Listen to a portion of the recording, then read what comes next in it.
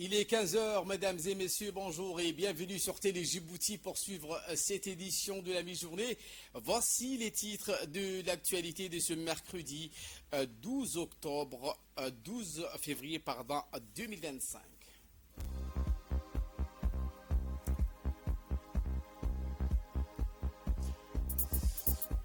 Une tournée socio-sécuritaire dans les régions de l'intérieur effectuée par le ministre de l'Intérieur, M. Saïd Hassan. Également dans l'actualité de ce 15 heures, le président américain Donald Trump fait pression sur la Jordanie à pourcent en plan d'action.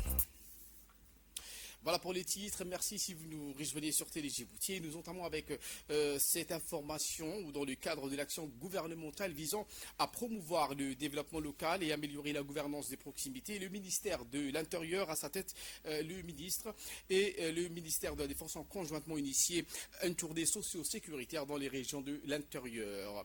Précisément dans les localités frontalières, à leur arrivée à Bouya, ils ont été accueillis par le préfet de la région, les autorités locales ainsi que les notables et les représentants de la société civile.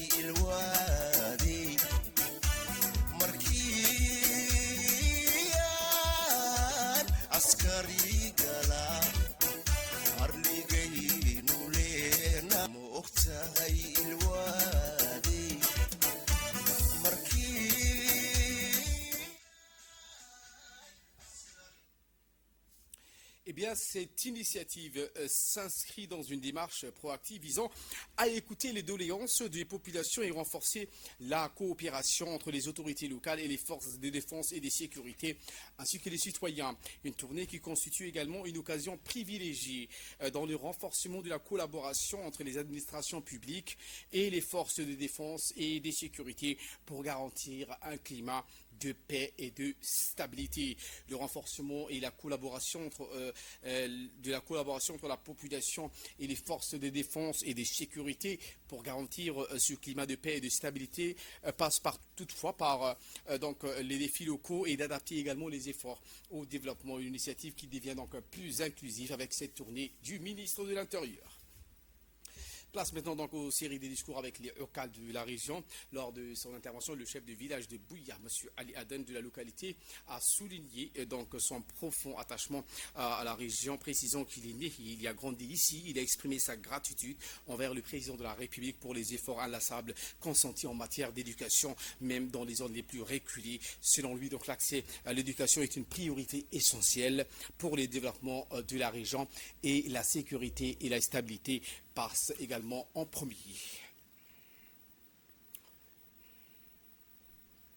Eh bien, l'intervention du lieutenant de l'armée qui a souligné donc son déplacement ici, animé par la volonté de fournir donc un soutien important à la situation actuelle. Le ministre, pour sa part, donc, qui s'est exprimé, M. Saïd Hassan, dans cette région, dans cette localité, frontalière de Bouya. M. Saïd a exprimé sa sincère gratitude envers l'ensemble des participants venus des différentes régions du nord du pays. Le ministre donc a précisé que cette tournée affirme principalement d'écouter attentivement les doléances et les préoccupations des personnes vivant dans ces localités. Il a encouragé ainsi de s'exprimer librement avec le ministre pour la prise en compte des besoins locaux et crucial pour l'élaboration d'une politique efficace. Enfin, le ministre de l'Intérieur a réitéré son engagement d'être un interlocuteur attentif et réactif et a encouragé une dynamique de dialogue constructif entre les différents acteurs présents. Autre actualité de ce 15h, une délégation du haut niveau de notre pays prend part à la 46e session ordinaire du Conseil exécutif de l'Union africaine qui se tient du 12 au 13 février 2025 à Addis Abeba en Éthiopie. Délégation conduite par le ministre des Affaires étrangères, de la coopération internationale, porte-parole du gouvernement, Mahmoud Ali Youssouf. Eh bien, parmi les points clés à l'ordre du jour lors de cette session du Conseil exécutif, l'élection et la nomination des hauts responsables de l'Union et dans les nouveaux commissaires de la Commission, les membres du Conseil de paix et de sécurité et d'autres organes stratégiques. Le ministre était accompagné par une forte délégation, notamment l'ambassadeur de Djibouti en Éthiopie, représentant permanent auprès de l'Union africaine, M. Abdi Haïbé, Moussa Mohamed Omar, ambassadeur et directeur de la communication au ministère des Affaires étrangères, M. Guélé Idriss, ambassadeur et directeur des relations multilatérales. La participation de notre pays à cette session traduit son engagement résolu en faveur d'une Union africaine plus forte, plus unie et plus influente sur la scène internationale, voire continentale.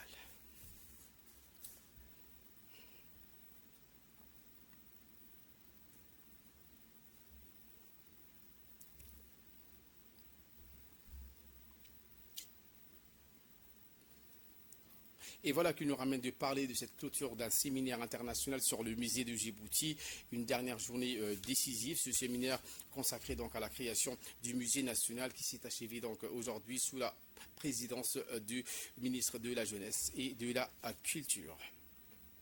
Clôture du séminaire international sur le musée de Djibouti. Ce séminaire international a été organisé avec le bureau de l'UNESCO à Djibouti, dont l'appui a été non pour la réussite de ces travaux. L'UNESCO, partenaire clé du développement culturel et patrimonial à Djibouti, a accompagné la réflexion sur la création du musée national. À travers ce soutien, l'organisation réaffirme son engagement aux côtés du gouvernement djiboutien pour la préservation et la valorisation du patrimoine culturel tout en favorisant le dialogue interculturel et le développement durable. La troisième et dernière journée du séminaire a été donc articulée autour de 3 axes majeurs essentiels, à savoir la concrétisation du projet, la présentation des discussions des rapports d'atelier, les groupes de travail ayant planché sur divers aspects du projet au cours des sessions précédentes. Démarche également et méthodologie pour la création du musée national, sans oublier l'élaboration d'une feuille de route pour la création du musée national.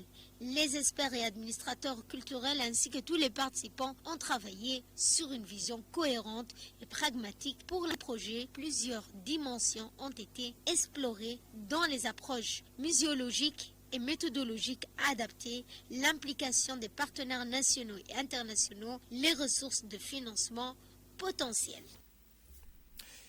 Prenant la parole, la ministre de la Jeunesse et de la Culture, Dr Ibo Moumina Assoui, a dans son intervention indiqué elle a d'exprimer sa satisfaction et de participer à cette cérémonie de clôture du colloque international pour la création du musée de Djibouti. Écoutons. Séminaire international de 3 jours en présentiel mais aussi à distance. Donc j'ai vu qu'il y a eu beaucoup d'interventions en visioconférence. Donc tous les experts aussi djiboutiens qui nous viennent des entités scientifiques mais aussi de différents ministères. Les jeunes qui sont là parce que tout travail des conservations et des transmissions les concerne beaucoup plus directement. Donc ce 3 jours de réflexion autour de ce gros projet de création du musée national de Djibouti. Alors moi-même, quand j'étais à l'université, je m'intéressais plus particulièrement à tout ce qui est recherche en sciences humaines et sciences sociales. Donc c'est un projet qui à chaque fois recueille beaucoup d'intérêt et beaucoup d'attention. Aussi bien maintenant que je suis dans le gouvernement, mais aussi du gouvernement et au plus haut niveau du président de la République, son Excellence Ismaël Omar Guelleh, qui tient beaucoup à ce que le travail de préservation et des transmissions de tous nos données, donc que ce soit patrimoniaux dans le sens de PCI et PCM, mais aussi tout ce qui est archivistique, historique, mais aussi nos différentes richesses et diversités puissent non seulement être étudiées, recueillies, récoltées, mais ce qui nous concerne plus particulièrement au niveau du ministère, parce qu'il y a plusieurs ministères qui interviennent, notamment de la recherche, et de l'enseignement supérieur, mais aussi de l'éducation, mais plus particulièrement en ce qui concerne le département de la culture, qui est donc la question de la valorisation et de pouvoir en effet transformer, partager plutôt toutes ces données, recueillir, récolter, valoriser au niveau international aussi, auprès des jeunes.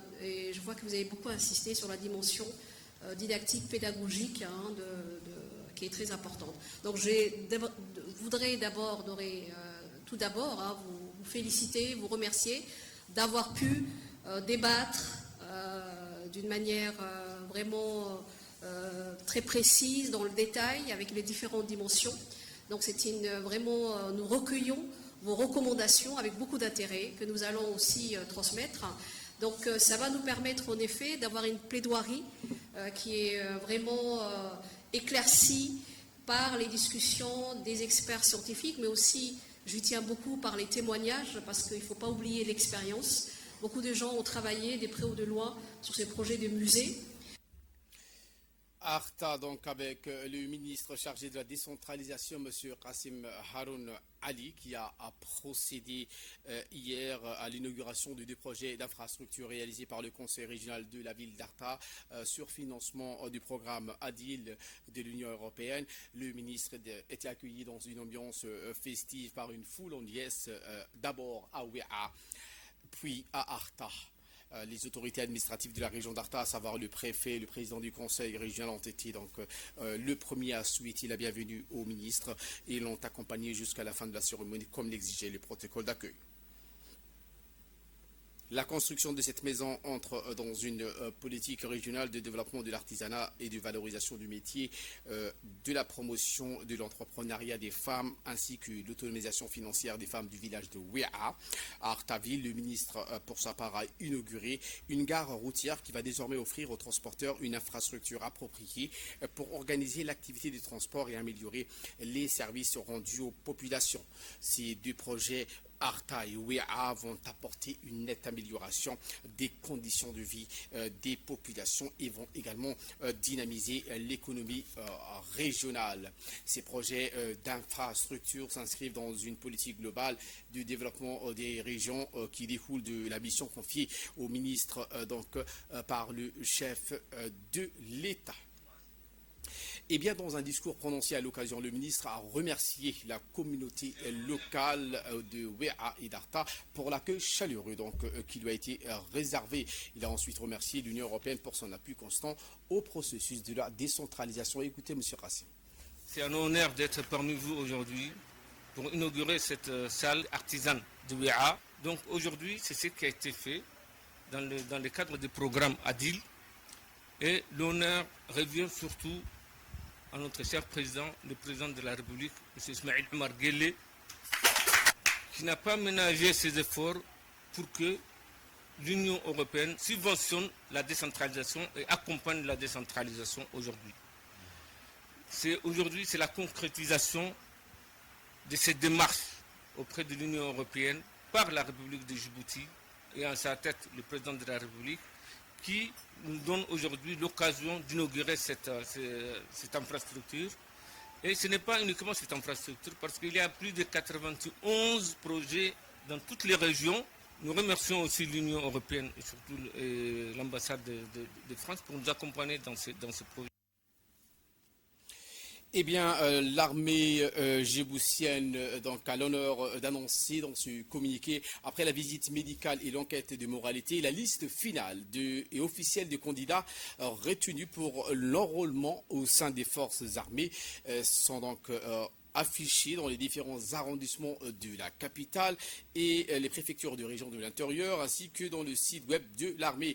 Les jeunes recrues sont priés donc de se présenter munis de leur carte d'identité originale au sud de la caserne du camp Cheikh Ousmane, CCO, pour le dimanche 16 et le lundi 17 février 2025 à 6h pile, selon le calendrier affiché. Les intéressés seront directement acheminés vers le centre d'instruction de l'école militaire Hassan Gouled Aptidon de Hol, fin de communiqué.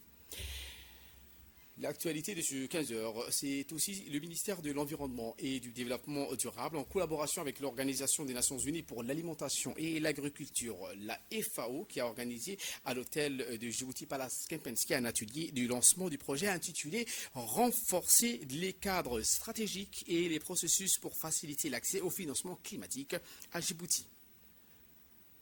Ce projet qui a pour but principal de renforcer les capacités des institutions nationales pour assurer une gestion efficace des fonds climatiques. Un événement qui a réuni le secrétaire général du ministère de l'Environnement et du Développement durable, Dina Omar Abdallah, le directeur de l'Environnement, Idriss Ismaël Nour, et le représentant de la FAO, ainsi que des partenaires techniques et financiers.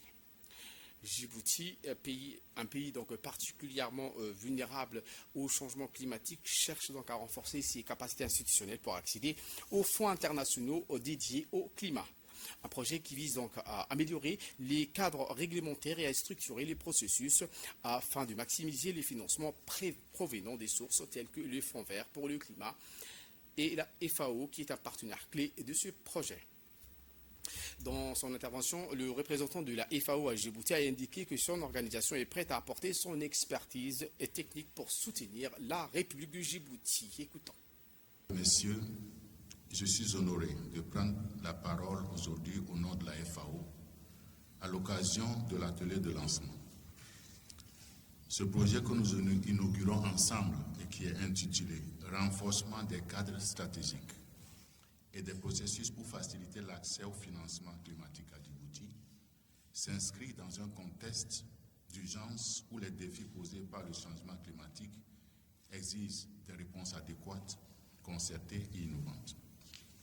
Mesdames et messieurs, un changement climatique est une réalité indéniable qui affecte nos écosystèmes, les modes de vie des populations aussi bien rurales que citadines.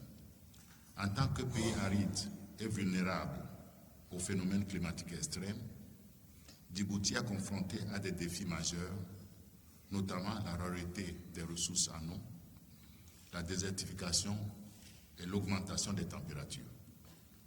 Ces impacts, s'ils ne sont pas atténués, mettront en péril les moyens de subsistance des populations et la sécurité alimentaire du pays. Face à cette situation, l'accès au financement climatique est une opportunité capitale. En effet, le Fonds vert pour le climat, que nous mettons en acronyme FVC, principal mécanisme financier mondial qui est dédié à la lutte contre le changement climatique, offre une occasion unique de mobiliser des ressources pour financer des projets adéquats en vue de renforcer les capacités des acteurs nationaux. Et pour sa part, dans son allocution, le secrétaire général du ministère de l'Environnement et du Développement durable, M. Dina Abdallah, a souligné que l'accès au financement climatique est un levier essentiel pour renforcer la résilience de notre pays face aux défis environnementaux. Écoutons. Nous vivons une époque où le changement climatique est devenu l'un des défis les plus pressants de notre siècle. Chaque jour, nous sommes témoins d'événements météorologiques extrêmes qui bouleversent les écosystèmes et les sociétés, notamment vagues de chaleur, sécheresses prolongées, inondations destructrices et élévation du niveau de la mer. Ces phénomènes n'épargnent aucun pays et appellent une réponse mondiale forte et concertée. Face à cette urgence, la communauté internationale a mis en place des instruments juridiques et financiers pour accompagner les pays en développement dans leur transition vers un développement plus résilient et bas en carbone. Djibouti, en tant que partie prenante de la Convention cadre des Nations Unies sur le changement climatique, s'engage activement à aligner ses politiques et ses actions climatiques avec les engagements internationaux, notamment l'accord de Paris. Par ailleurs, comme vous le savez, Djibouti est particulièrement vulnérable aux effets du changement climatique. Nos ressources naturelles limitées, combinées à une forte dépendance aux importations alimentaires et un accès restreint aux ressources en eau, font de notre pays l'un des pays les plus exposés aux risques climatiques en Afrique. Les principales composantes du projet sont le renforcement des capacités de gestion nationales pour assurer une gestion efficace des fonds climatiques et une meilleure intégration des priorités climatiques dans les politiques nationales. le développement d'outils et méthodologies pour l'identification, l'évaluation et le suivi des projets climatiques à soumettre au Fonds vert pour le climat. La mise en place d'un cadre de gouvernance amélioré, incluant la formalisation des procédures et non-objections et la structuration des dialogues entre acteurs publics, privés et associatifs. L'appui à l'engagement du secteur privé et de la société civile afin de maximiser l'impact des financements climatiques et de garantir une approche inclusive. Le développement d'un système de suivi et d'évaluation des financements climatiques pour assurer une transparence et redevabilité accrue. Et cette information qui vient de nous parvenir, où une délégation de l'Assemblée nationale conduite par son président, M. Dileita Mohamed Dileita, qui a été reçu donc à la Douma de la Fédération de Russie par M. Yaroslav Nilov, qui s'inscrit dans le cadre du renforcement des relations interparlementaires entre les pays. Une délégation djiboutienne composée entre autres de Mahmoud Hassan Farah, président du groupe d'amitié Djibouti-Russie, du député Abdelrahman Mohamed Allali, membre du groupe d'amitié Djibouti-Russie, et Mme Filsan Abdillahi Miguel, membre de la commission de défense. Également Hadi Ahmed Belkali, membre de la commission des affaires étrangères. Les discussions portaient donc sur les perspectives des coopérations parlementaires et les opportunités du partenariat dans des domaines d'intérêt commun. L'accès a été mis sur le dialogue interparlementaire comme un levier stratégique pour le renforcement de cette coopération. En nouvelle du monde, cette fois, je vous le disais en titre, le président américain Donald Trump fait pression sur la Jordanie pour son plan d'action. Les détails dans cette séquence. À Gaza, Donald Trump fait pression sur la Jordanie pour son plan d'action. La Jordanie abrite plus de 2 millions de Palestiniens et comme d'autres États arabes, elle a catégoriquement rejeté le plan de Donald Trump visant à déplacer les civils de Gaza. Le ministre jordanien des Affaires étrangères a déclaré la semaine dernière que l'opposition de 100 pays à l'idée que Trump était ferme et inébranlable. Israël a menacé mardi de reprendre sa guerre dans la bande de Gaza si les otages n'étaient pas libérés d'ici samedi dans le cadre de l'accord de cessez-le-feu auquel le Hamas a affirmé rester attaché. Le cessez-le-feu censé durer 2 semaines entre Israël et le mouvement palestinien en vigueur depuis le 19 janvier s'est fragilisé ces derniers jours et les négociations sur la deuxième phase de l'accord n'ont toujours pas commencé. Le président égyptien Abdel Fattah al-Sisi, qui est également attendu prochainement à la Maison-Blanche, a lui aussi réaffirmé mardi le droit des Palestiniens à vivre sur leur terre. Voilà donc pour l'essentiel de ce 15h. Merci à vous de nous avoir suivis et très bonne suite des programmes sur Télé Djibouti.